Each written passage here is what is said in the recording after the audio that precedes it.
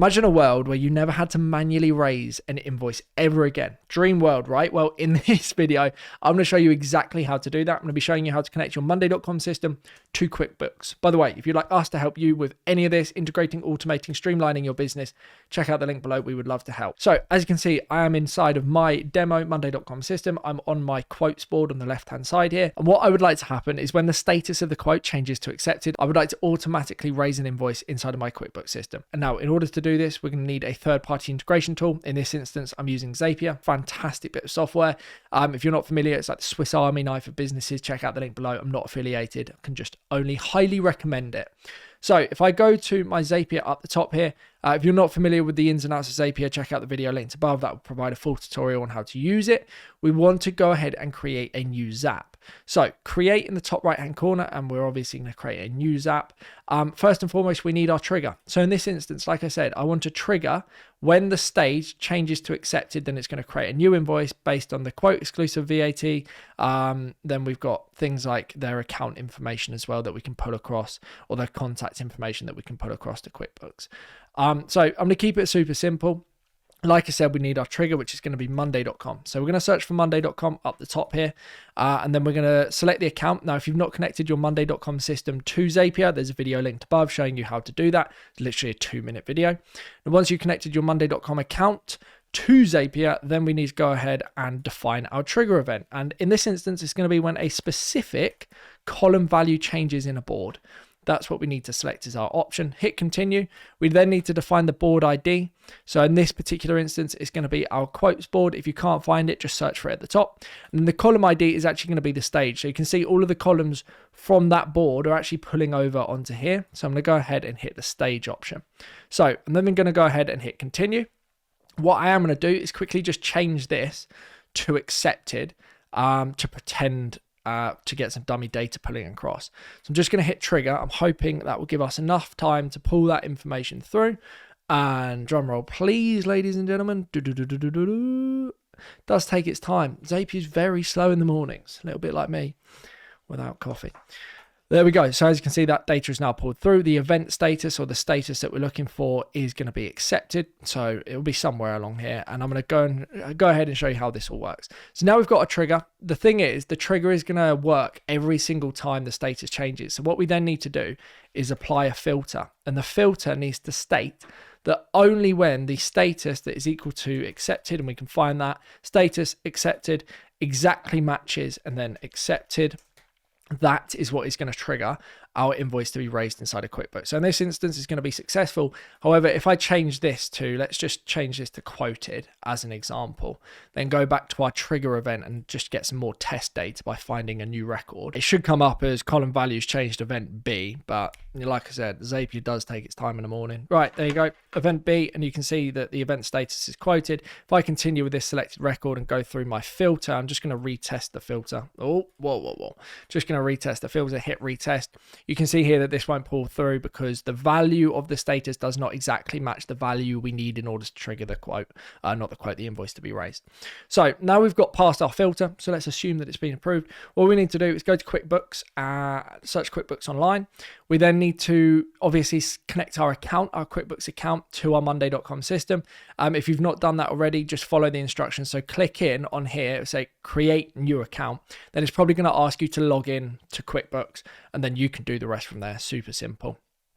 Now, define my action event is going to be, firstly, we need to find customer. So the way this works, the way QuickBooks works, is you can't create an invoice without creating a customer first. I'm sure you guys are familiar with that. If you think through the process of creating a new invoice inside of QuickBooks, you have to add the customer first. The customer then needs to be associated with the invoice.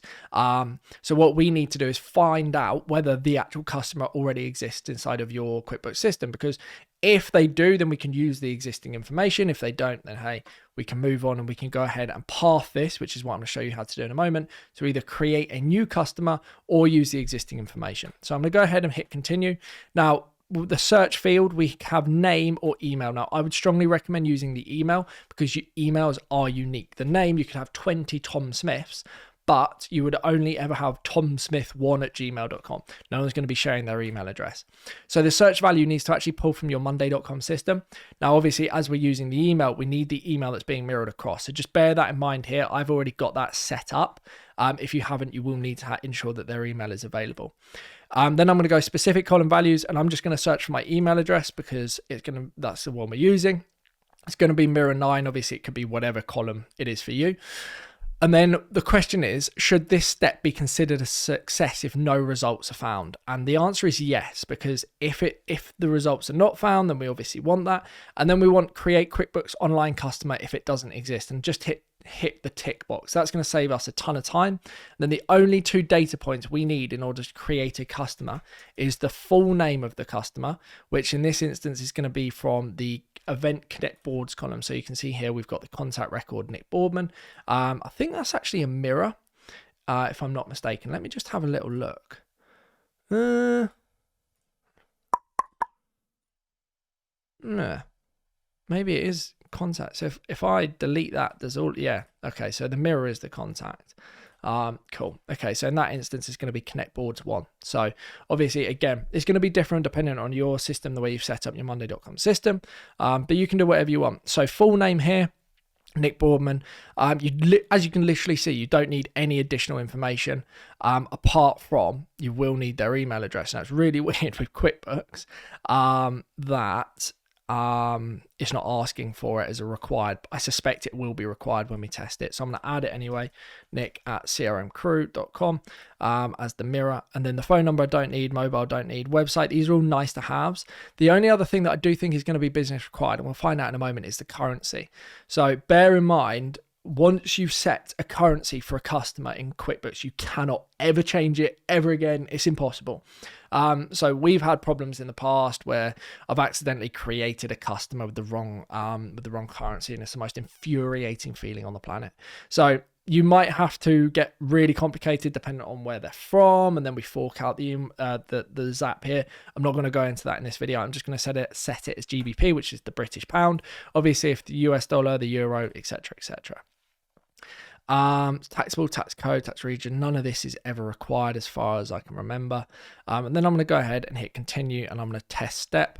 So it's going to find a customer. I suspect I'm already going to exist inside of the system. So I've actually come back as having been found as opposed to a new customer being created. So that's all good. So now we've either created or found our customer. What I'm going to go ahead and do is the next step of the process, which is actually to create our invoice. So we've got our customer.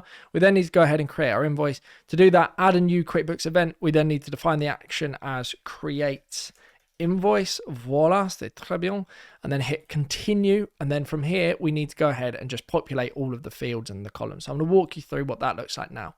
First and foremost, though, we need to add the customer. Now, obviously, the previous step was either find or create a customer. That will give us a customer unique ID. Fantastic. So on the 3 dotted button on the far right hand side, just select the custom value and hit find customer, and then we want to use the ID associated with that particular customer. So that means that that customer is going to be associated with that invoice just based on that ID there, which is really, really easy. Now, if you cast your mind back to pre-Dream World, when you were manually creating invoices, there are loads of columns on the actual invoice inside of QBO that you needed to populate. So things like the email would pull through, but stuff like this, I'm just going to manually populate as well. So so I'm just going to mirror that over from monday.com. CC and BCC, I'm not going to include. You might want to add your own email. So development@crmcrew.com or accounts@crmcrew.com if you wanted to.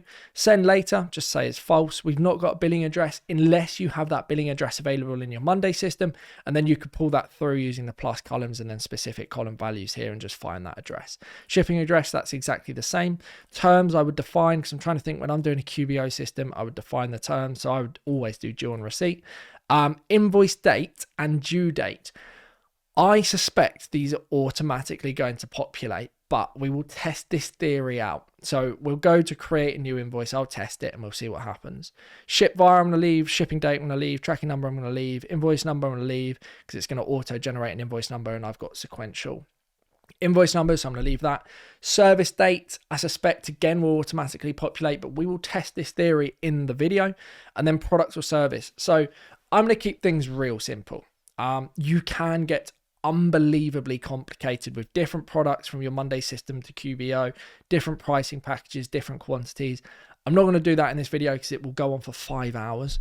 I'm literally just going to select a product of mine from my existing system. So I'm going to do product service, CRM consultancy services. So if you need any help automating, integrating, streamlining your business with Monday.com, Zapier, or anything else, check out the link below. We would love to help. So that's our CRM consultancy services. Obviously, your product's going to be slightly different. I'm going to leave the description, or you might want to add a description. Again, this comes down to the nuanced detail of whether this is the same product over and over again. I'm then going to add a quantity. So if it's just one, these are all data points that we could pull from Monday if we needed to, like description, quantity. We could go specific column values, find that specific information, and then define the quantity. But in this instance, I'm going to keep it as one. Now we've got rate and we've got amount. You must provide an amount if you're not adding a bundle item, which we're not doing at this moment in time. So rate is going to be the 1000 GBP quote exclusive of VAT. Now, if you're watching from the United States of America, you're unlikely to be familiar with VAT. Now, VAT is essentially sales tax, and we operate exclusive of sales tax, so exclusive of VAT. So rate is 1000 excluding VAT. Now, again, if you've set up your Monday system to have quote inclusive of sales tax or inclusive of VAT, I would switch it around just to keep things simple. So exclusive, and then you could add a formula column to, let's say, so VAT in the UK is 20% of the value. And so you'd then do quote excluding VAT formula, quote excluding VAT column times 1.2 will give you the VAT amount.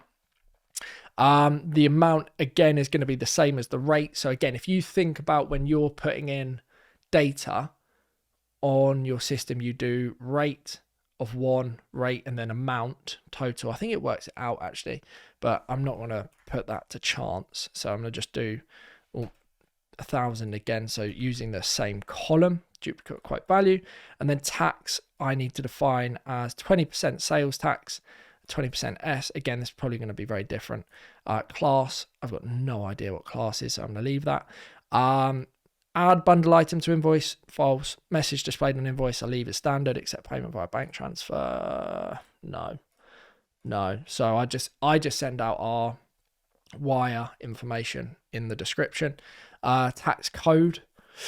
I think tax code is going to be 20% sales. Yeah, 20% sales. Tax is excluded from price as our tax calculation. I'm not applying a discount. Discount value, discount percent, shipping tax, shipping, deposit to account, I think we will need to define. So these are all of our different accounts inside of QBO. I'm just going to find our sales or our income, sales of product income, to deposit to that account. These, again, nuanced details. You don't have to do all of this inside of QBO on the front end, but you are going to have to do it in the Zapier setup. Class, again, don't think. Department, we don't need. Location, we don't need. Currency is automatically populated because we defined it on the customer level. Exchange rate, I'm not even going to get involved with that. Purchase order number, you could pull from Monday.com if you had a PO on the quotes board, and then payment method, you can leave. So I'm going to go ahead and hit continue. I'm going to test this step. Now, I have a theory it might not work based on the date columns not containing data, but again, they might automatically populate. So let's give it a moment. You can see here, in fact, this has worked, which is absolutely fantastic. So now we've created an invoice. Scroll through, see it's currency, line item, amount, sales line item. So we've got amount 1001, blah, blah, blah, services, yeah, line item amount, transaction tax detail of 200. That's going to give us a total value of 1,200. So it's 1,000 exclusive of VAT, 1,200 inclusive of VAT or inclusive of sales tax. You can see all of our information is good to go. We've created an invoice inside of QBO automatically. This is incredible. The final step of this process, I know it's been quite long-winded, is we then need to go ahead and send the invoice to the client. So it's the final step of the process. Well, it's actually not the final step of the process.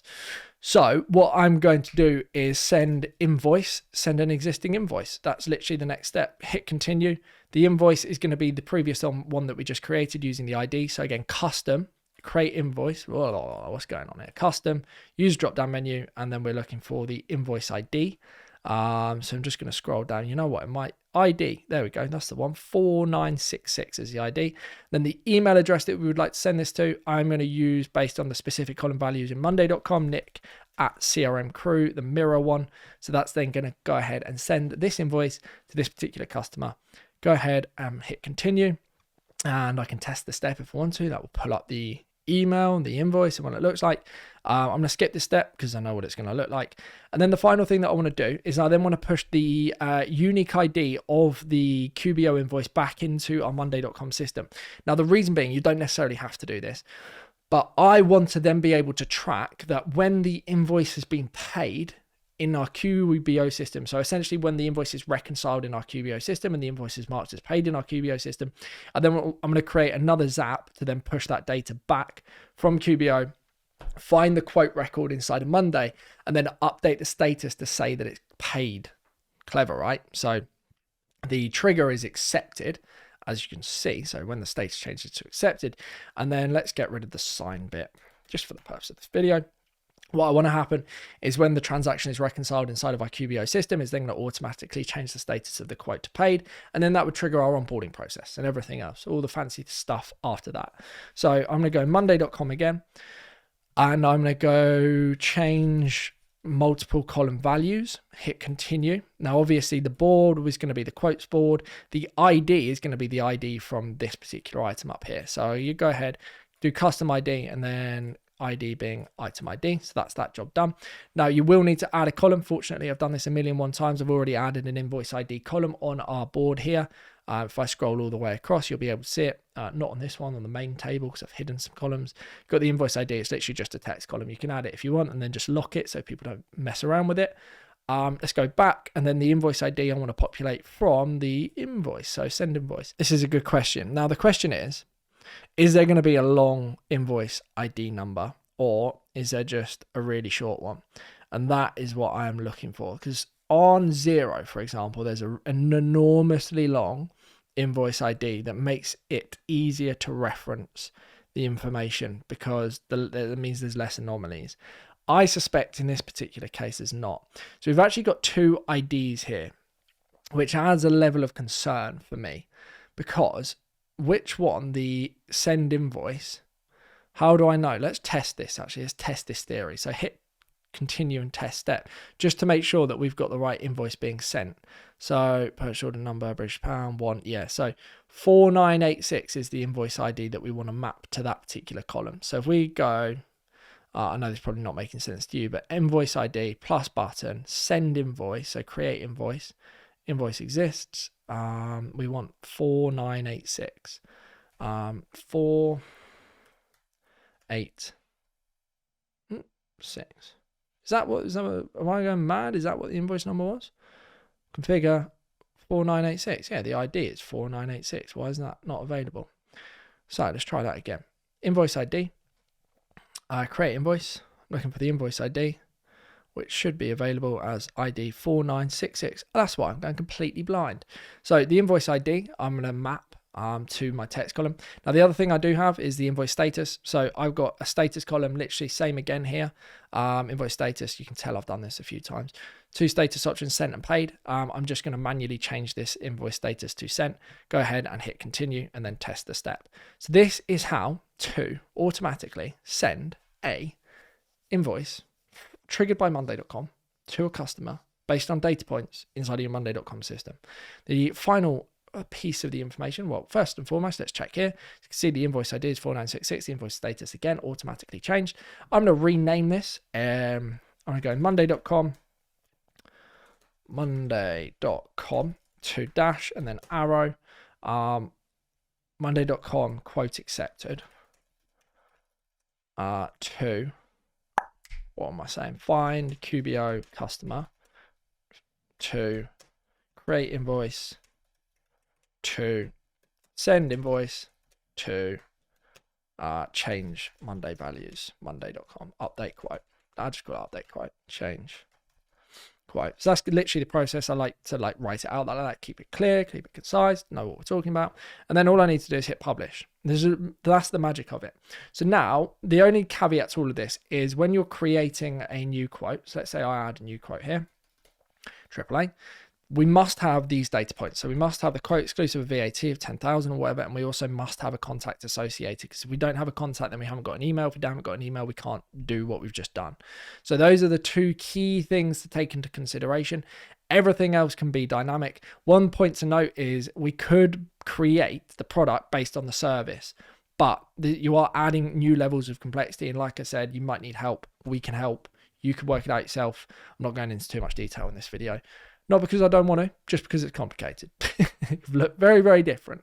And then the next step would be when the invoice is paid, then reconcile. I'm going to cover that in a separate video. If you need help automating, integrating, streamlining your business with anything like this, check out the link below. We would love to help. Thank you very much for watching. Goodbye.